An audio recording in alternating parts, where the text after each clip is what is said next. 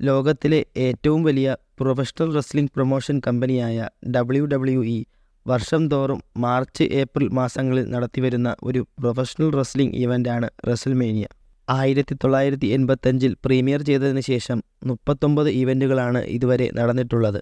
WWEയുടെ ആദ്യത്തെ paper view ആയിരുന്നു റെസൽമേനിയ.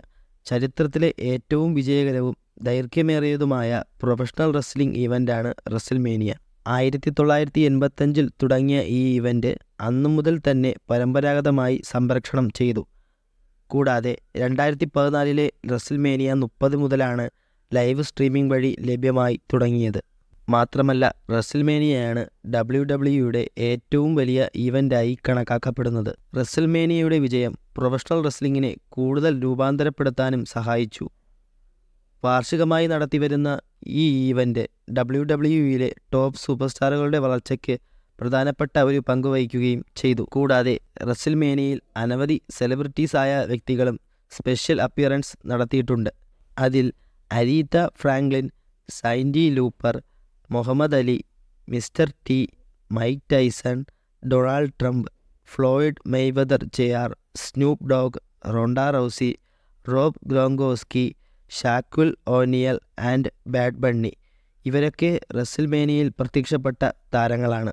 കൂടാതെ ഇതിൽ അനവധി താരങ്ങൾ മത്സരത്തിൽ പങ്കെടുക്കുകയും ചെയ്തു. ഇതിൽ റോണ്ട റൗസി പിന്നീട് ഫുൾ ടൈം പ്രൊഫഷണൽ റെസ്ലറായി മാറി.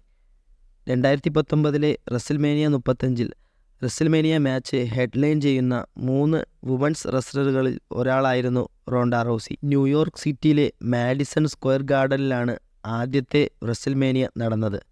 പിന്നീട് റെസൽമേനിയ 10, 20 എന്നീ പതിപ്പുകളും ഇവിടെ നടന്നു. ഡെട്രോയിറ്റ് പോണ്ടിയാക് മിഷിഗനിൽ നടന്ന റെസൽമേനിയ 3 93,173 പരം ആരാധകർ പങ്കെടുത്തു. ഇതോടെ ലോകത്തിൽ ഏറ്റവും കൂടുതൽ ആളുകൾ പങ്കെടുത്ത ഇൻഡോർ കായിക ഇനമായിരുന്നു ഇത്. 2010 ഫെബ്രുവരി 14 വരെ ഈ റെക്കോർഡ് നിലനിന്നിരുന്നു.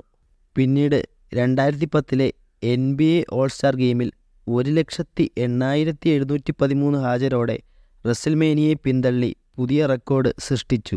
കൂടാതെ 2016 റെസൽമേനിയ 32 അമേരിക്കയിൽ ഇതുവരെ നടന്നിട്ടുള്ളതിൽ വെച്ച് ഏറ്റവും കൂടുതൽ കാണികളുണ്ടായിരുന്ന പ്രൊഫഷണൽ റെസ്ലിംഗ് ഇവൻ്റായി. 2020 COVID-19 മഹാമാരി കാരണം റെസൽമേനിയ 36 ലൈവിൽ ടെലികാസ്റ്റ് ചെയ്യാത്തതും മത്സരം കാണാൻ കാണികൾ ഇല്ലാത്തതുമായ ആദ്യ റെസൽമേനിയയായി മാറി. പ്രഥമ റെസൽമേനിയ പതിപ്പായ റെസൽമേനിയ 1 ടിറ്റോ സന്റാനയും ദ എക്സിക്യൂഷണർ ബഡ്ഡി റോസും തമ്മിലാണ് ആദ്യ മത്സരം നടക്കുന്നത്. കൂടാതെ റെസൽമേനിയയുടെ ചരിത്രത്തിലെ ആദ്യ main event match tag team മത്സരമായിരുന്നു.